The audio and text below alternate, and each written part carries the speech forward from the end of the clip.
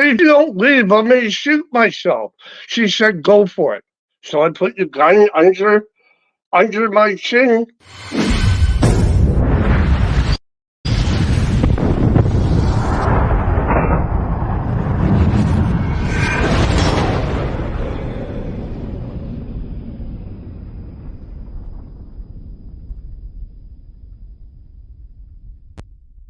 Welcome to this episode of Chatting with Staxx. I'm your host, Bill Staxx, and today I got Al Wright. Hello. How are you, Al? I'm okay. Very nice to have you Now, on my podcast. I appreciate it's you a taking pleasure to be here. So today we're going to get into your story. Where were you born and raised? I was born in Victoria, BC. I'm fifth generation born in Victoria, BC itself, on my family, on my dad's side. What was your early life like? My mother died when I was 8 years old. I was in her arms when she died. That put me through major trauma. I forgot everything except for how to breathe, eat, and go to the bathroom. I ended up going to a college and university where I was actually a test subject because of how much I lost. And they were teaching all the students. I was being watched by 30 students behind glass. From there, I ended up, my dad, that was when my mom died. My dad ended up remarried, and we ended up moving to another place. But for 2 years after my mom died, my grandparents raised me. So they stepped in. And then from there, ended up, we were raised, my family was upper class, but I'm the black sheep of the family. Were you rebellious? A little, yeah. I was when I was young, I was quite rebellious. I was bullied, and I was a bully. I've done both parts of it. So that's why I end up talking a lot more about it now, because I know both sides. Why do you think you got into bullying people? Was it because you were bullied yourself? I think part of it was peer pressure.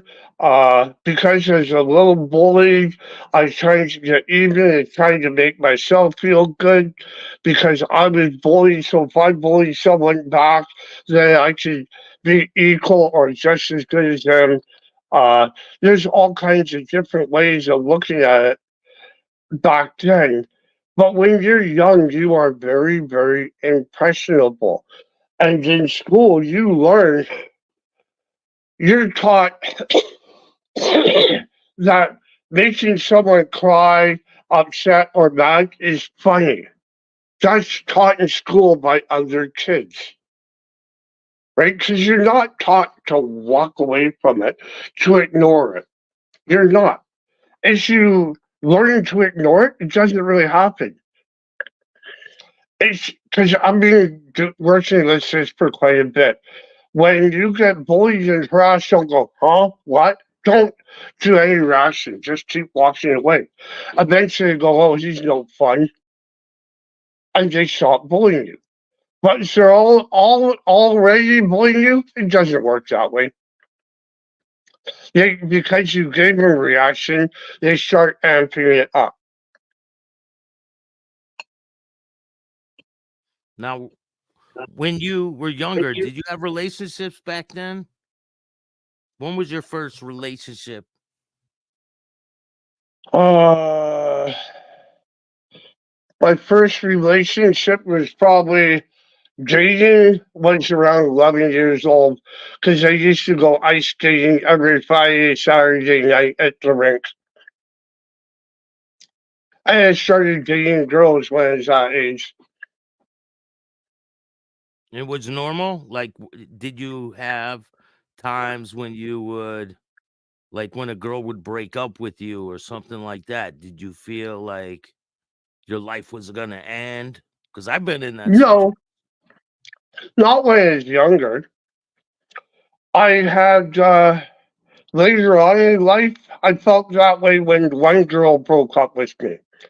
But most of the time, no. because we all fall into love with different people at different levels. So that one I fell head over heels. I'd do anything for. So that one really, really, really hurt. And I had those thoughts back then, yeah. To act on them then, no. But I was probably in my mid-20s. When this incident happened, you were in your mid-20s? No, that one relationship, because you asked me, did I Yeah. feel that way with any relationship that way? That was one. Now, the one you're talking about, the one where I tried to commit suicide? Yes, I am a suicide survivor. I survived it. Is that the one you're meaning? Yes. Okay. Um, I can go into a bit of story because I loved the woman full heartedly, everything. I loved her. We planned to get married. I did horse-drawn carriage, shopped in a brook, everything, limo, and proposed to her. We were together for about 7 years. Just before that, she goes, I want to date other people at the same time. I want an open relationship. And I loved her so much. It's like, okay, I just want to be with you. I want to make you happy. So I bent over backwards for her. It was also a BDSM lifestyle relationship. She was the dominant, I was the submissive. She ended up going along, well, I want the ultimate gift. I want to destroy your nuts, uh, by injecting them, killing them, and I want to remove them. We went along, we sat down, talked about it. She had me sign a slavery contract. She had me write it up. No, I want you to change this. I want you to change that. Like a narcissist. No, change this. No, change that. This is it. So I did. It's not legal or binding, but it's a contract between a dominant and a submissive. She promised me no matter what, she wasn't going to leave me and everything else. And it was like a fool, I believed her. She ended up starting seeing different guys. Eventually, she saw one she totally liked. He was about 10 years older than me. And I ended up, she moved him into the bed, into the house. I'm paying for all his food. I'm paying for his lodging. I'm paying for his cigarettes. I got to give him gas money for his truck too. And it's like, okay, fine, Angie. They were both going out and going to work as pilot truck drivers and then truck driving. And it's like, she said, I used to talk to my ex every single day on the phone for a few hours a day while I'm working, which I could where I worked. This is how much I loved her. She always had nice, open communication. After he came into the picture, that went away. She said, you need permission to talk to me. Huh?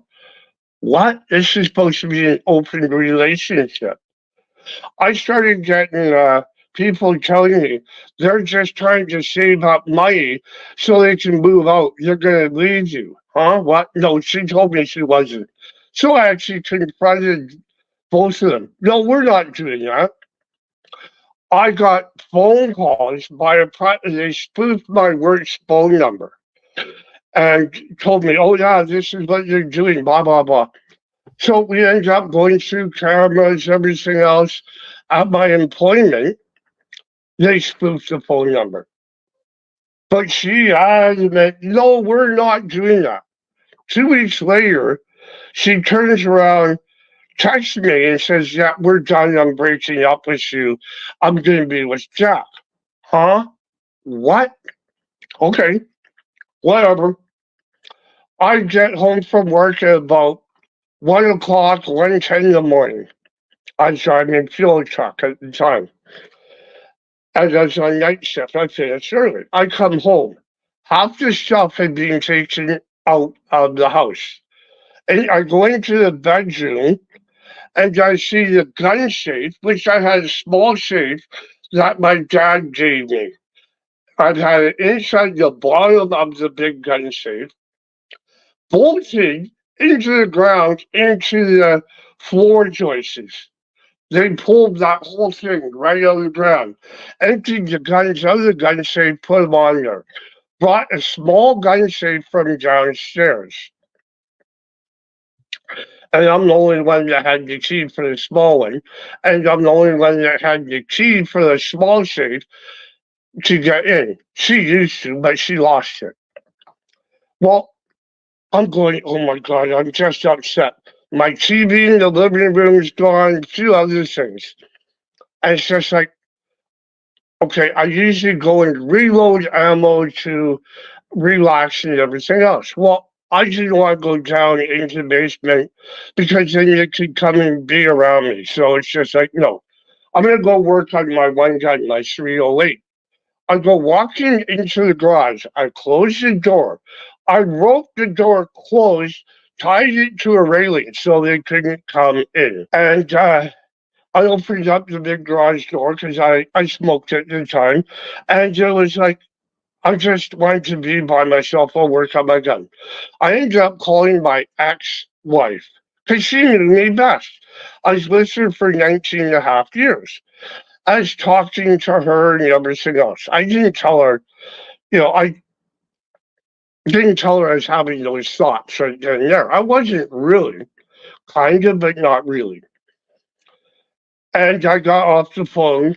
My ex came into the garage. I said, get out. Leave me alone. I just want to be left alone right now. No, I'm not leaving. Like a narcissist doesn't care about other people's feelings. So I went along and said, leave me alone, please. Again. She said, no. I said, if you don't leave, I'm going to shoot myself. She said, go for it. So I put the gun under my chin, pulled the trigger. I kind of have that feeling that my guardian angel pulled my head back so I didn't blow my brains out. And from there, basically the gunshot itself gave me such a concussion, it knocked me out.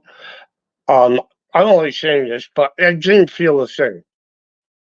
Not a thing I didn't feel after I pulled the trigger. I remember waking up, it was approximately 3 months later when they took me out of my coma because they took me from there to the hospital in Grand Prairie and then flew me stars to Edmonton to the plastic surgeons for them to start working on my face. I spent about 11 hours in the OR. I didn't know this till after I got out of the hospital, but my niece came along and was holding my hand while I was there until I went in for surgery. I never knew that. Didn't feel it, didn't know anything. Well, my ex turned around and went to the police and said, oh, he tried to shoot me. Huh? I didn't try to shoot you. So she took out a restraining order against me because I'm dangerous and a threat to her, which I'm not. And went along, it expired while I'm still in the hospital, unconscious, in a chemically induced coma. She made up stories and said he's a threat, everything else. I got documentation stating I was in a chemically induced coma for 3 months. Then they woke me up for 2, then I was back in for more surgeries, and then it was a month and a half, 2 months roughly, I was back in a chemically induced coma. Because they didn't want me moving or touching. Needless to say, I got major brain fog of that. Between the when I first woke up, I tried calling her. Can I get my phone? Can I get this? And I asked her that. I left a message. So on that message, she went along and said, "Oh, I'm bullying and harassing. I want no contact." Well, I didn't know that. And it all came out in court later, but ended up I had not been served. I had not been told about anything. The RCMP came in and said, "Oh, you're not allowed to contact Sherry." I said, "Okay, fine, dandy. Not a problem. Here's papers." But and just started laying into me. I turned around and said to him, "I knew nothing about it. I had not been served." Okay, Angie Lee, don't call her. So I did.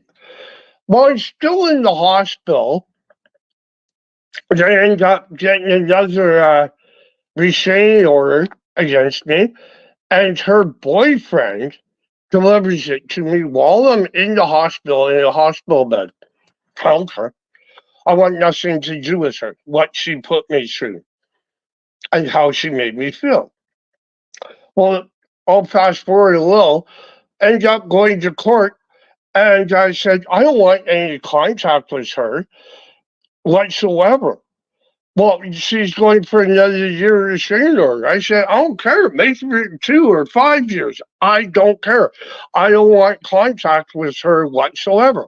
All I want is my stuff back.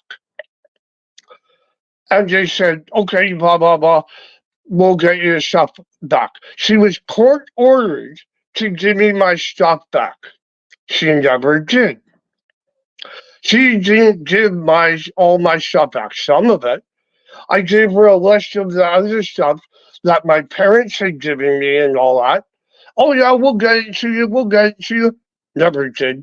And it just got a message a few months ago. Oh, she's not returning anything of yours. Huh? You were court ordered. Typical narcissist doesn't care what a court order says. They do what they want. They don't care. And that's what a narcissist will do. Also, too, while I'm in the hospital, unconscious, she goes into my bank account and drains all my bank account. Takes all my money out of my bank account while I'm still unconscious. I've shown receipts of it all and everything else in other videos. But I don't care about it. I'm just glad she's out of my life and I walked away. I'd prefer to get my stuff my dad gave me and a few other things, but I won't see them. And narcissists don't care about other people. They only care about yourself.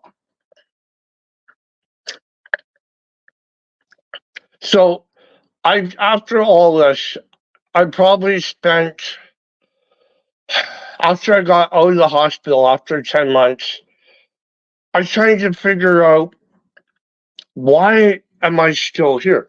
I tried to figure out my brain.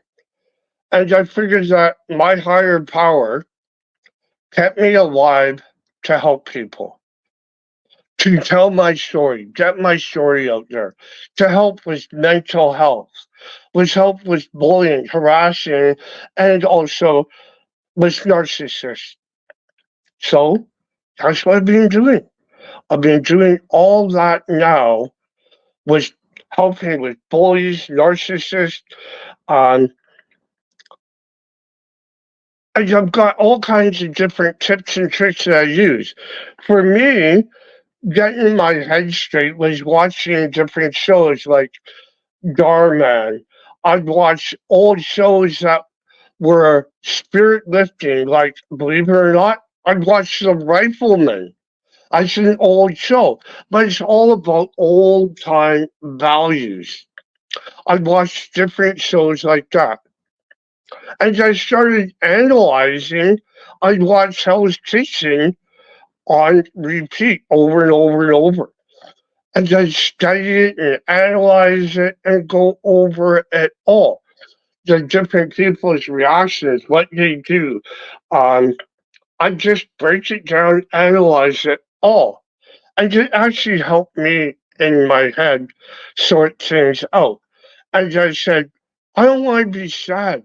What do I have to do to be happy again? Well, it starts with me. Everything starts with me. Being happy or being sad. Which one do I want to be? Happy or sad? I want to be happy. So, what do I have to do to be happy? Because it starts with me. I have to make the first move. So I know I have to ignore the bullies. I have to ignore the hate. I'm gonna have to ignore the hate naysayers. I'm gonna have to ignore the people that put out lies or anything else about me. So how do I do that? And it's like, okay, I have to ignore it. I'm in control of what my feelings are when someone says something to me. Did I learn this overnight? No. I had to go along into different ways to think about it. They're not feeding me, they're not effing me, and they're not housing me. Right? They're not adding anything beneficial to my life, so it doesn't matter. I push them away. I don't need them. I don't really push away. I just walk away from them. And that's where I remember going to Sunday school years and years ago. Well, I'm 60 now. I remember going along and this old saying, always treat others the way you want to be treated. Oh my God. Things in the head certain click, right? It's like when you're trying to learn something, you learn it, you try, all of a sudden it clicks, you become better at it. And it's just like, oh my God, it's so easy now. Well, that saying clicked with me. I gotta live it. Here, I gotta do this. I believe in the saying so much. I actually tattooed it on my back. You know, I live it, breathe it, eat it. People bully, harass me, put me down, call me names, say different things. I still treat them the way I want to be treated. I, I'm not going to yell at them. I'm not going to scream at them. I'm not going to put them down. No, I still want to be, if I do something wrong, I still want to be told about it in a respectful way. So that's what I do then. You can still call someone out, can still tell someone they're being a shitty person and still treat them the way you want to be treated.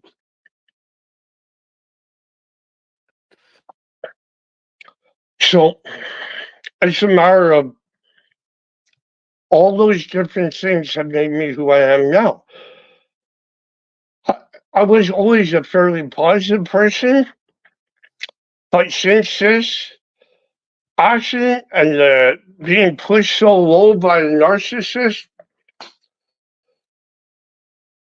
I have to be happy. I want to be happy.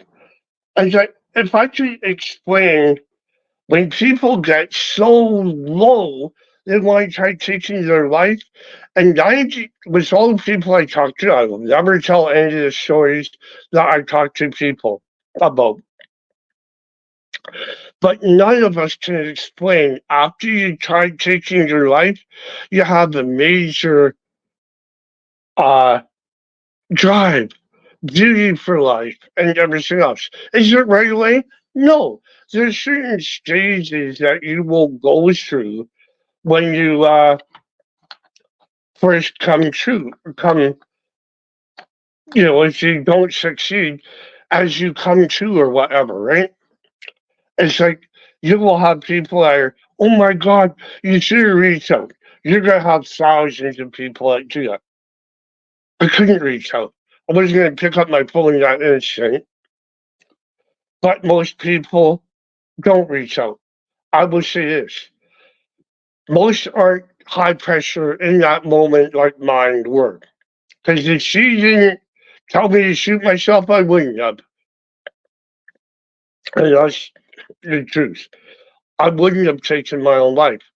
But because it was in that situation right then and there, That's why I tried to teach it. If she hadn't left me alone, they could have just gone on their way. I would have taken my stuff. She could have taken her stuff, divided up the stuff we bought together. Not a problem. But no, push buttons like the narcissist always does. But I forgot where it's going with this. What was the recovery process like for you? When I was in there, like I said, for the first 3 months, I was in a chemically induced coma. When I woke up, I was like, where am I? I tried killing myself. Is this heaven or hell? Oh no, it's a hospital. Why am I still alive?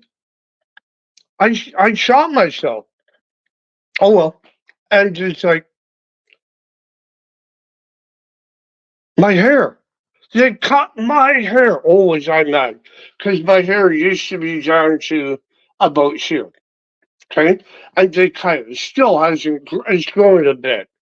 But I've always had really long hair. I loved it.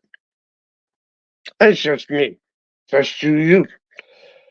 I was really mad about that. I was trying to get questions and everything else, and I couldn't get them all. The brain fog from that concussion, because it was number 15 concussion, a severe one from that bullet. I still have brain fog. I got brain damage from that concussion. How do I explain the kind of brain damage I have now? It would be like ADHD times 10. Huh? What? You get sidetracked, and all of a sudden you're saying, what am I doing? What am I thinking? Why am I here? And then you go on with your day. So a lot of people, I haven't told a lot of people about that part of it, because no one likes to show their weakness. No one likes to show how much pain they're actually going through. Now, do you remember But the first time you looked at the wound? no, I don't.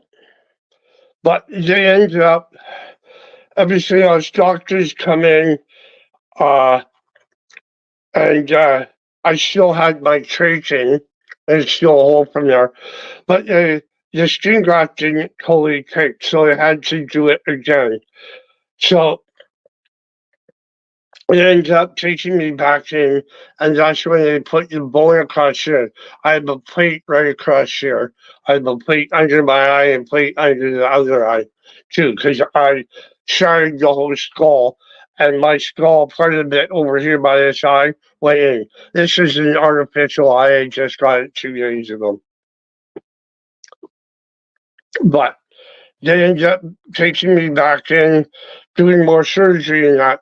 And they had to put, when they put the skin graft, every hour they came in to listen to it with a special machine to make sure the blood was pumping through it. I stayed that time.